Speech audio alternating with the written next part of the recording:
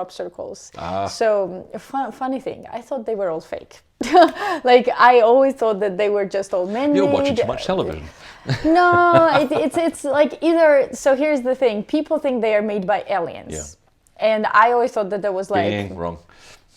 Yeah, wrong. I mean, I thought that was kind of ridiculous. If aliens wanted to kind of interact with it, it probably would be a little different. But yeah, and another thing is it's made by men, and people are like, all of them are made by men. You've learned them, you studied them. If anyone can be credible to talk about this, is you. What are those crop circles? What do they want? Are they signs we need to be reading, or what the hell is going on? In 3 minutes. In 3 minutes, exactly. Yeah, I mean, just because there's fake $5 notes going around doesn't mean all the currency's fake. That's the first angle. You know, back in the day, like 1978, 1980, when they were just about appearing in England, southern England, no one, especially the farmers, ever believed that people were making this because they actually saw them happening in front of them. Oh. There are, I believe, at the last count, 85 eyewitnesses around the world who've seen them. And a lot of them are very credible people. So farmers are no-nonsense people. They're not into woo-woo or aliens. Yeah. They just want to grow crops, and it's a hard life. So when they talk about a tube of light coming down from the sky, rotating the crop in 15 seconds with a high-pitched noise that drives the animals absolutely crazy, the tube retracts, and boom, there's a thing in front of them. And you take anything that's mechanical in there, it breaks down. Helicopters flying over it, they go right back because you get this agonizing electrical array of red warning lights, and the compasses start pointing south instead of north, and they go, oh, this thing's alive. So back in the day, in the early days, everybody knew that there was something else here, but they didn't see any UFOs or aliens around them, so they figured, well, it can't be aliens either, so what the hell is it? But you kept having these beams coming down there. I've got photographs of them. I caught one quite by accident, a beam coming down, and I'm a photographer. I know a problem on a camera when I see one, and I'm saying, I can't explain this. And there was an eyewitness 5 miles away watching that thing happening that I met her 3 days later. So I gave her the picture, said, that's exactly what happened. I'm standing right at the bottom, right there. So she saw it happening. So what was going on?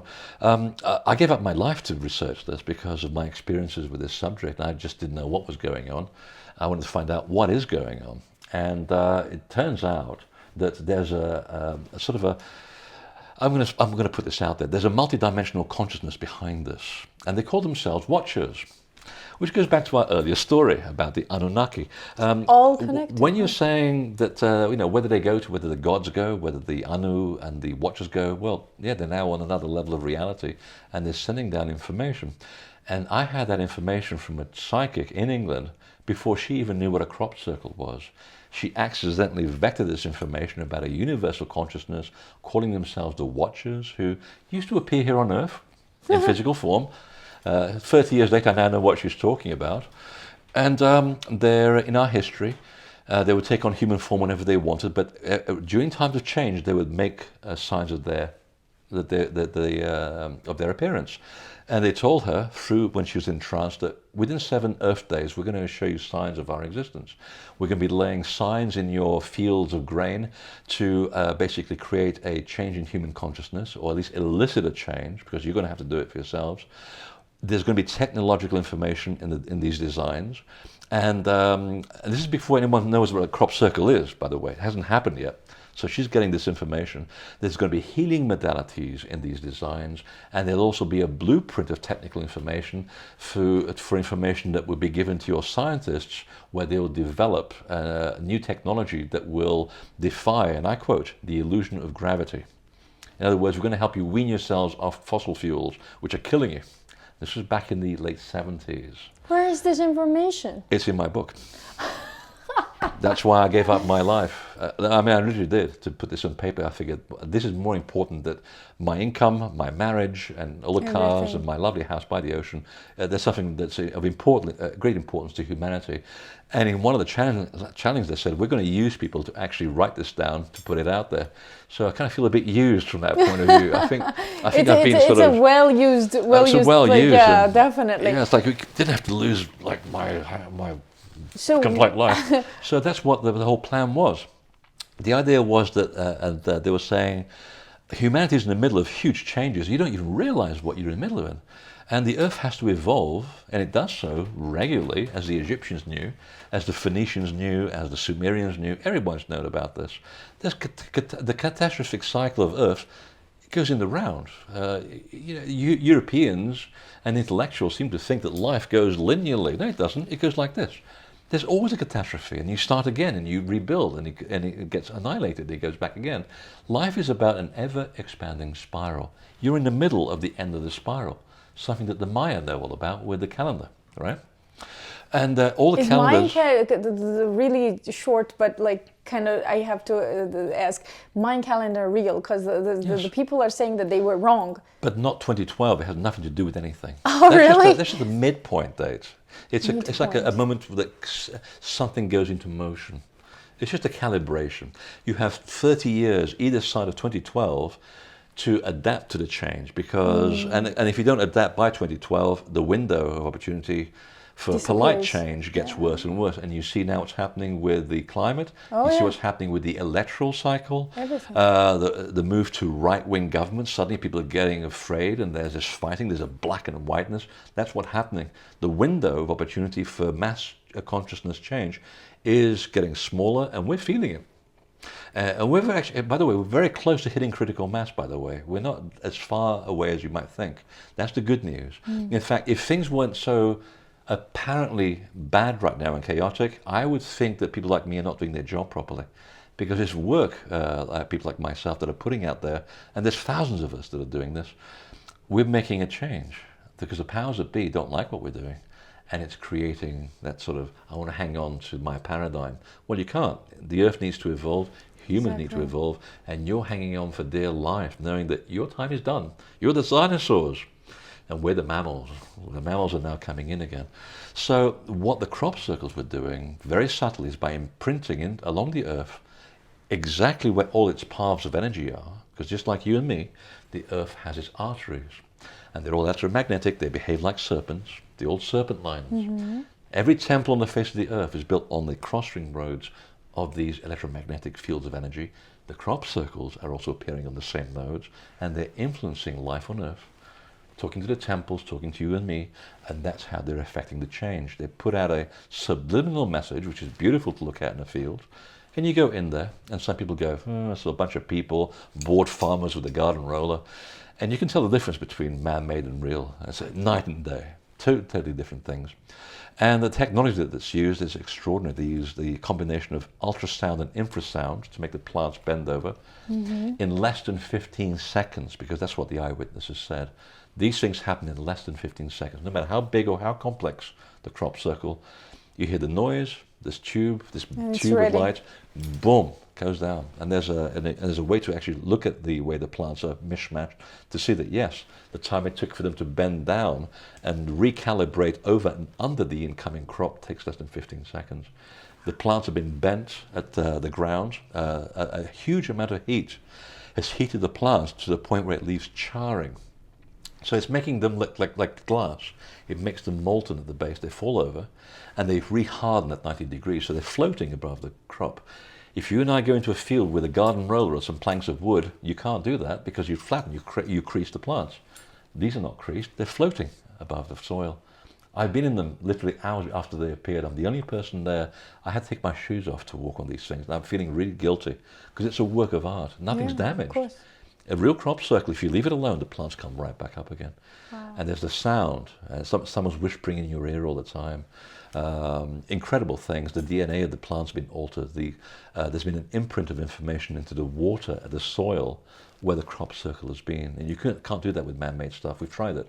So I've heard that you feel something. You feel something like almost your DNA altering or something like that. Oh, absolutely. And the people who are fighting it, they get very angry. That's the whole point, because it's jarring their system. It's the same feeling as going to the Great Pyramid or any ancient temple. It's the same technology, made by the same people, of course. What are they telling us? It took me years to figure it out. So you said about the exhaust and the climate change and all that. So what are in those? What are those signs? What do they come to as a sentence? If you were to translate it to me, how would you do it? Oh, I did it. Took me a while to figure out. Yeah. Essentially, the symbols are working subconsciously. They bypass this problem called the brain and the ego. They go right down into into your DNA, because when you look at these things, there's a familiarity about them. Okay, it's like I know what it is, but I can't explain it. Bingo. And they said this during the channelings. They said, we're going to bypass all of this stuff. We're going to go straight down into the DNA, into your who you are. And that's how the change begins. We're giving you something on a plane. This is the potential. The symbols have a potential. What do you want to do in life? Do you want to make it a better world or a bad world? It's up to you. You have to do it. You have to implement the change. We're giving you a potential to wake up and become aware of what's going on around you. Half the crop circle is not meant for you at all. They're meant for the planet. We're buying you time to recognize you're in the middle of huge changes, and unless you prepare accordingly, the Earth is going to revolve and you're all going to die. So prepare, because catastrophe is always inevitable in culture, in every single culture. Some people will always survive, some people will always die. That's the way it's always been. But the prepared will continue the life that you had before. You don't have to start again like barbarians. You can continue going. It's like a tsunami. 90% of the country survives, but only 10% dies. Yeah.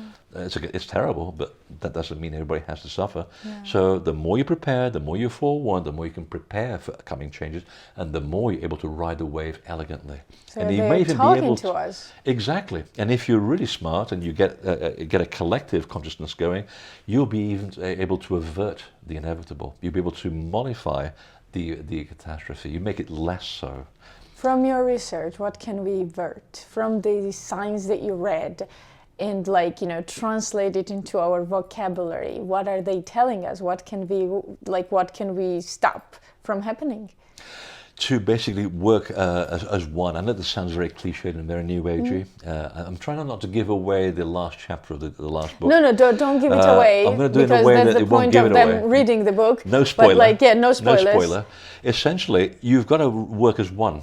As one people, to recognize that you are part of a big organism that needs change, and you've also messed it up really badly. It's a confluence of events, and humanity is also on the verge of evolving into a new level of understanding. It happens every 4,500 years, by the way. So in order to evolve, you have 4,500 years. It's part of a mathematical cycle to do with the Earth. It's quite complicated, but makes a lot of sense. Anything with mathematics is very provable. And they're saying, yes, you've got to basically reach a critical mass to achieve a level of awareness where you have to work as one people. And if you're faced with a massive catastrophe, you will be working together to make sure you survive. Because sometimes it forces people have to be forced sometimes into a corner to recognize that they have to work together to get themselves out of a hole. It's just the way humans are. You either do it voluntarily, or if you don't do it, you will be forced to do it do it consciously together and overcome that. That's what they're saying. We're buying you time, we're giving you the tools, you have to work with it together, and the scientists will have ideas put into their head with certain symbols to develop new technology to get you out of this fossil fuel dependency. So the picture on the cover of my first book is there for a reason, because I know what it does. I was told that in a channeling. And we were going, how the hell we're going to prove skeptics? How are we going to prove to them that, because they're not into channeling. How are you going to prove this is real? Well, I'm going to put the picture on the cover of the book, and guess what?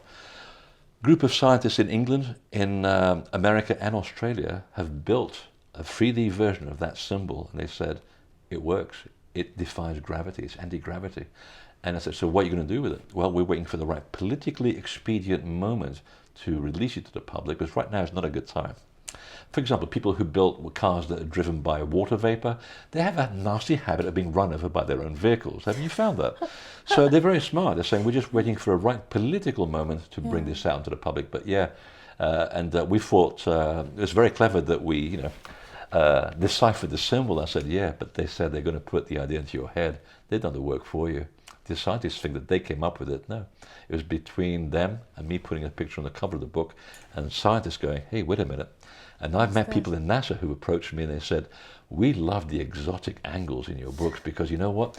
We've been working with those for a few decades. Oh, they do some very interesting things. Wow. And they're saying, just wait till the right moment. So it's possible to define the great. There's a lot of good things happening behind the scenes right now in humanity, and no one's making a big wave about it, and that's good.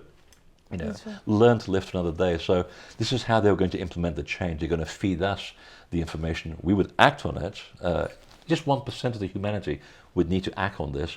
The information bleeds out into the public bit by bit, and slowly the change is upon you before you even realize it. And the idea is that there will be some aspect in the sky.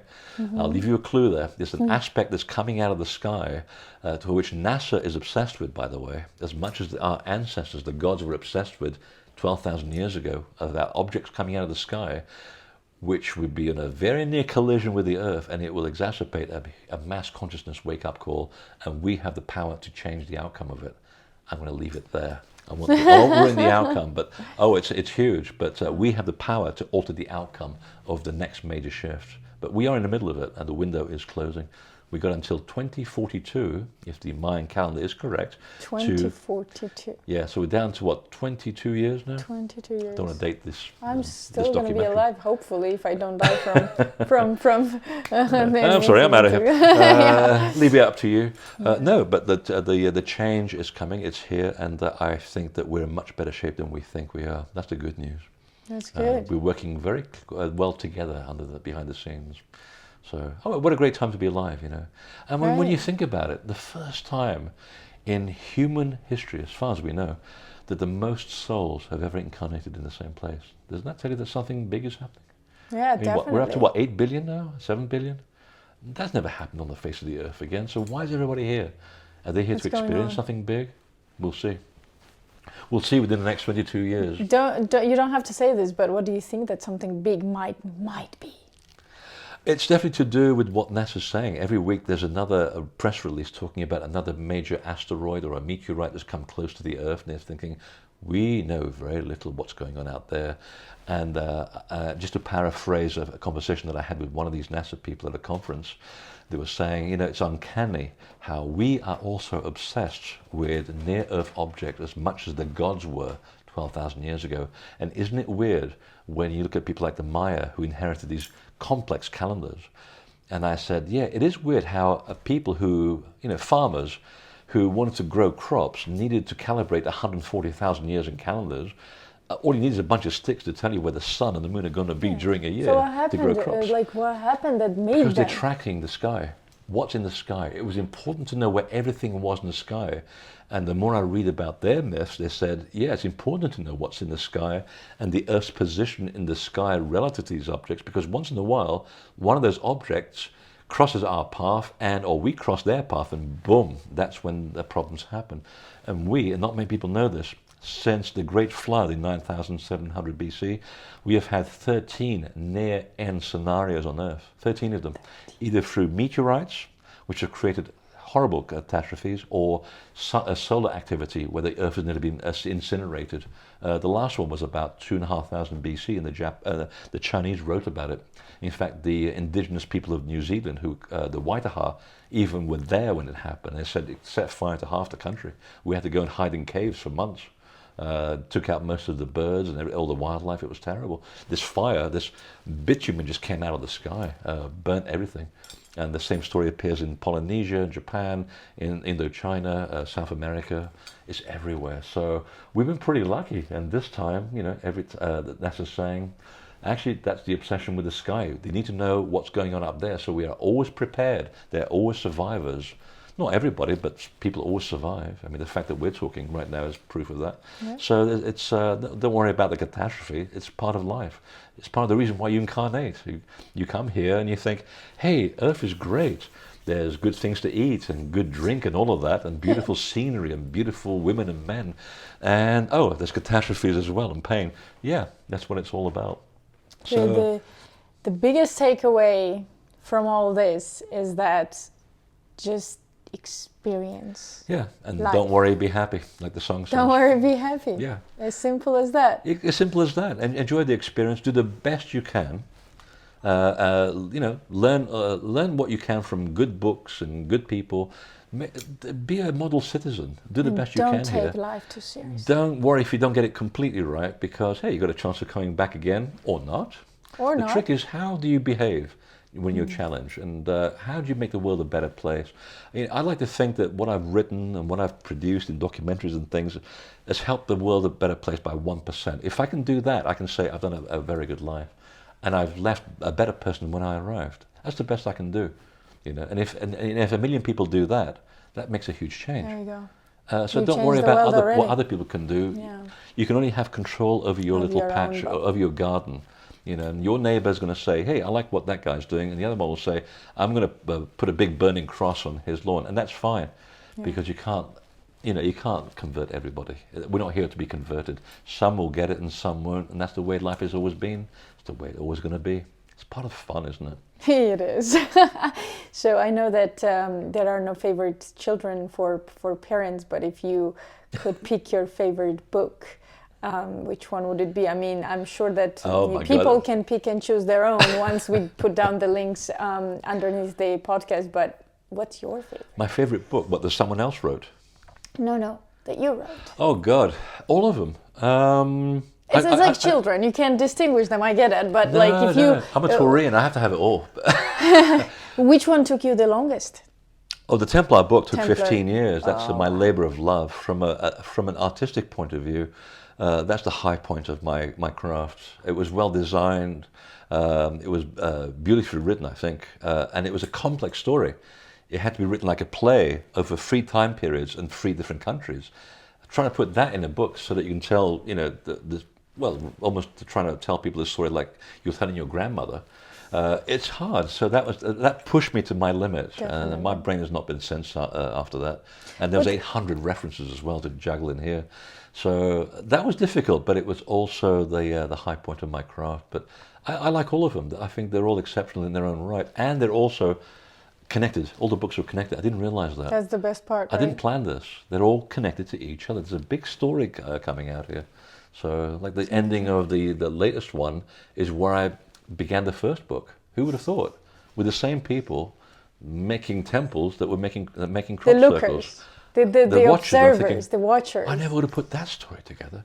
That's crazy. And I never would have even realized that was even possible. But and it's all there. The information, the evidence, the proof is all there. And that's the hard part.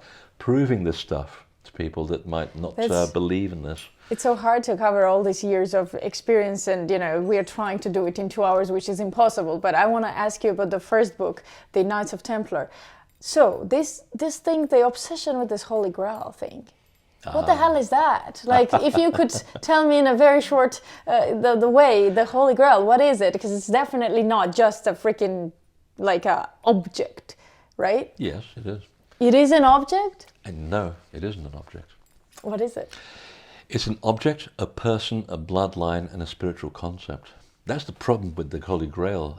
It depends which angle you're looking at it. It's all of those things. Ancient civilizations spoke in metaphors and symbols and allegory because they recognized the world as being not simple, it's multifaceted, and the symbol is multifaceted if it has to have any meaning at all. Hieroglyphs are the same way. You can't just read the hieroglyph, you've got to read it back to front, left to right, up to down, down to up, and you can feel the hieroglyph too. There's energy in those symbols. It's an ancient language. And until you understand that, you're only scratching the surface, and the Grail is the same way. So the Grail is the symbol of a holy bloodline, which is where the cup comes in. It's a receptacle. It holds the bloodline of the gods, which then mated with humans and developed this group of, for lack of a better word, spiritual people who became an example to others. That's what Christ was following. That's what Mary Magdalene was following. They were following a very long tradition. So the Templars were protecting that concept as people. And it survives today, by the way. There are people who are still part of that bloodline, and they're being well protected. Otherwise, doom. Yeah. Because they were saying, we're holding on to a secret that will completely change the course of society. And the course of society is the fact that in the Western world, it's governed by the Catholic Church, and it will undermine their credibility totally. That's why they were completely taken out of the picture. It's also a way of being. The Grail is really a spiritual concept of the truth. It's about how you behave in life. It's what we've been talking about for the last 2 hours. It's having control of the laws of nature, understanding your position in life relative to the big universe, the big things in life. The Grail is a teaching. It's a spiritual truth. It takes you forever to understand it. So it's all of those things. That's why it's so complicated. But as a vessel, it's also about Mary Magdalene. She is the receptacle of that bloodline. But she goes back to the time of the Sumerians, to the head of the temple, who were the women. They were called the bees because they used to hum when the initiate went out of the body. They used to hum around the person, And for 3 days, they would maintain that force field so that no other soul can go into that vessel while the initiate left the body. So she's part of that tradition. So it's a person as well, in the matter of speaking. So you see how it's so complicated. It's incredible. And yet it's wrapped into a simple symbol. So Mary Magdalene was more important Wasn't than even Jesus. her name.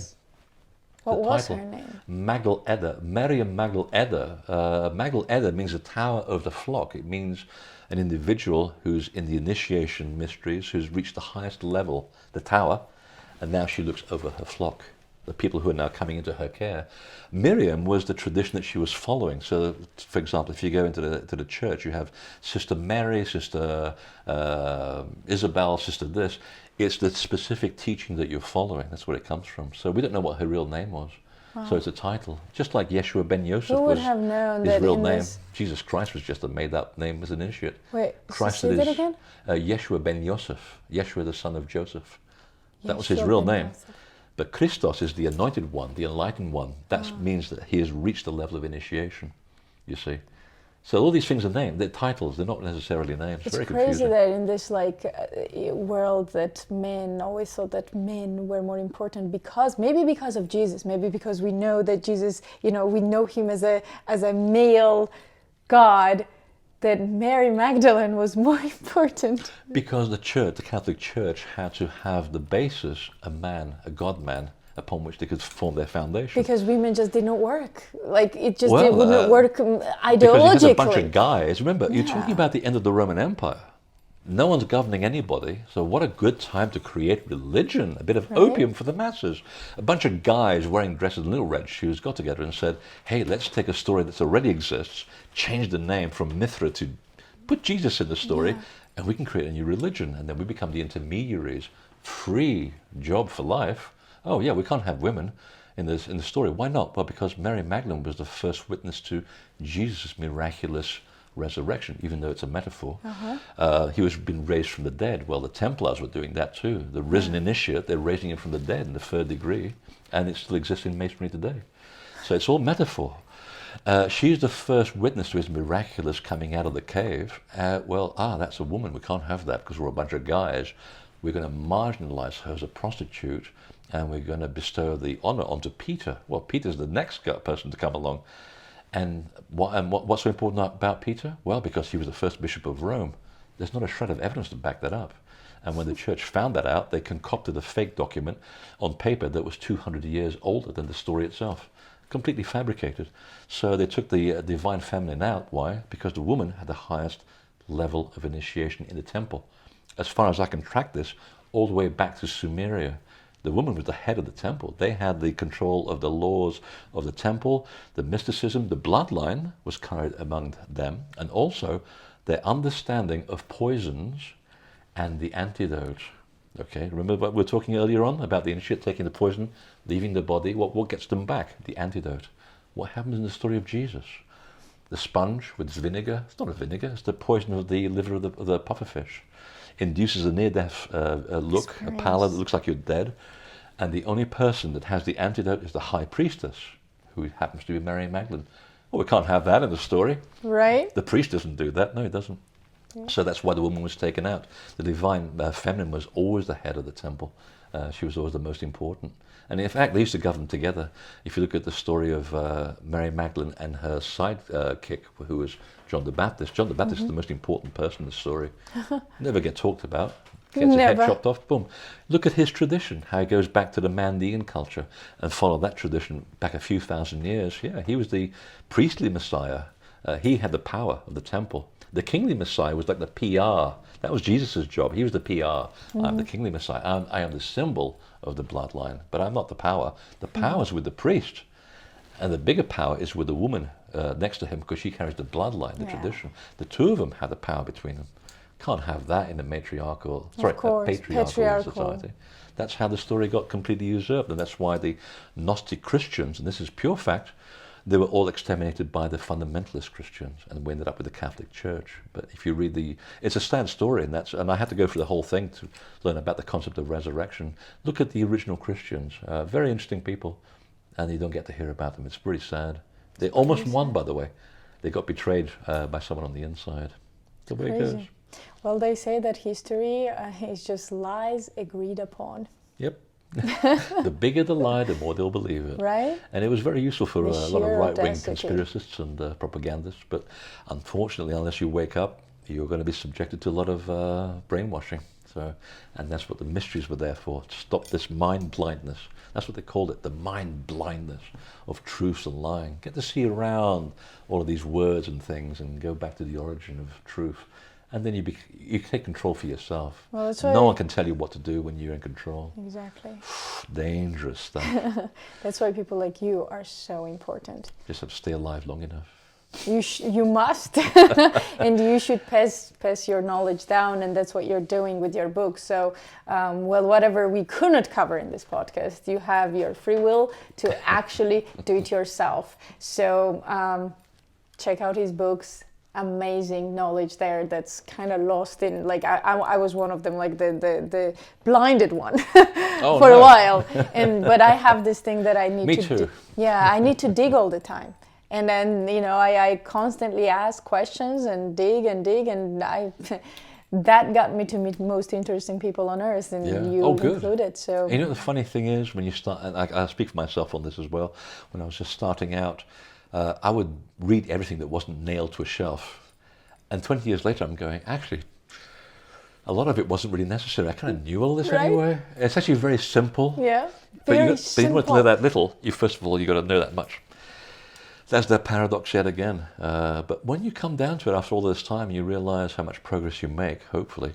You realize how simple it all is, actually. It comes down to a very few basic ideas, and the Egyptians actually nailed it down very well. They had the 42 affirmations of the Pharaoh, which anybody could read, by the way. Every morning you look in the mirror and you go, have I killed? Have I stolen? Have I taken a baby away from its mother's milk? Simple affirmations for correct living. And if you hadn't lived up to those expectations, I have stolen my neighbor's ox. Well, today I'm going to give the ox back. And of course it gets shoved into the 10 Commandments. Well, what happened to the other 32? This is where we're going wrong. Everything's getting more simplified. But even 3,000-5,000 years ago, they still had those affirmations. Every morning you look at yourself in the mirror and say, how am I going to behave today? I'm going to do better than I did yesterday. And that's the best you can do. It's not difficult, really. It's actually pretty easy once you figure it out. Once you read all those Yeah, books. right. Well, thank you so much. my pleasure. The work you're doing is more important than most things on earth. So please don't get this what do you call it, like discouraged if there's Yeah, not it's- much in it to. It's difficult. Yeah, I'm sure it is. Nothing The gods greater. usually say, hey, it's time you had a girlfriend. Great, thank you, in New Zealand. That's really useful. No, people like you. Okay, this might sound really, Yeah, it's, really bad, it's but people difficult. like you, people like Elon Musk, people like, and I'm not comparing you two in any way. You're completely different from him. But Sorry, who? Elon Musk? Oh, Elon. Yeah. I had a lot of respect for that guy until recently. He's Right? gone slightly mad. No, he's mad in a good way. But people like you two and many others good. don't get it in a wrong way. But you're not made for a family life. You're not. No. It's a distraction for you. No, it's not impossible. It's life, what can you do? No, Embrace that. In fact, his embrace girlfriend, that. his former girlfriend said, Elon's got the biggest brass balls I've ever seen. I thought, that's one hell of a compliment. He is. He takes huge risks. Yeah. So I like him. I Huge think he's risks. done some He's extraordinary amazing. things. Yeah. No other human has done what he's done so far. Yeah, So far so in far. our So I've people blown like up a you- rocket. I've got enough money to build Yeah, another right. one. And Lucky then I'm gonna bastard. put it back down again. And Yeah, It's you didn't have to amazing. sell 5,000 books to build a rocket with. Sometimes the and people. it comes almost like so easy to him. Yeah. Like that's the crazy part. People devote their lives, research, all that, and he just came and he's only like so young. Oh, he is, isn't And he? for his it's almost like this knowledge is buried. God knows how many Yeah. times he's been reincarnated. Someone once said you can always tell the mavericks in life, they're the ones with the most arrows on their back. Yep. Yep, that's the one. They go out there and fish about a bit. I mean, the people I learned from took huge risks. There was one guy, one of my mentors who's passed away, wrote some of the best books. I try to almost be as good as him if I can possibly be. Who is that? John Michel. Lovely Michel? man. He was actually a mentor to Prince Charles and the royal family in Britain. And they said, actually, they're very spiritual people, but you'll never get to hear about it. because you got to know them. You got to be on the inside. They're not going to reveal that on television, and especially Prince Charles. And I got a letter from Prince Charles, handwritten, big long letter, dissing the establishment. He doesn't know who I am. Why would he do that to a stranger? Tell me a lot about him. And I said, someday I hope we'll have time to take tea together at my house. So I said, you're on. It turns out we had the same mentor. I didn't realise it. That's So amazing. the other people that back in the 60s and the 50s, people doing extraordinary things, and we're just following on from what they started. But yeah, check out John Michel's work. Jean-Michel. Incredible work. I will. What a genius! His writing is beautiful, elegant, romantic, succinct, and yet mathematical. There's not one wasted breath. And I think, I hope I can be that good in a paragraph one day. I think you are. I mean, I think you are. really, it's work. You have to work at that to be that good and elegant and simplistic and yet romantic as well. Not just heady, but do it well, say it well. Oh, he was a master of that. The attitude is important. Yeah, and so he smoked a bit as well. Yeah, kept his mind Well, clear. all important people do. Yeah, Right? it was to keep his mind sharp. I mean, he didn't do it to get high. Just his mind was working on such a feverish pace that just to keep him sharp. That's why he did Needed it. marijuana, just to keep himself sharp, and it worked. He was never high. Thank you. He was always in control. Thank you so much for all this. Thank you. Oh, my pleasure. Hope it's worth it. Yeah, definitely. One thing you want to say to the public? Go ahead. Anything The you want to public? say? Yeah. To the My God, the room is full of the public. Yes.